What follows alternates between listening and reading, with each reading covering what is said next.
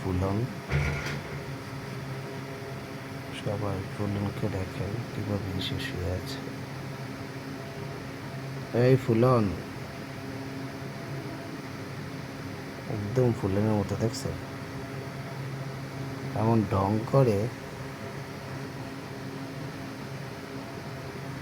এই এই বেটা, তাকাবি না? তাকাবে না।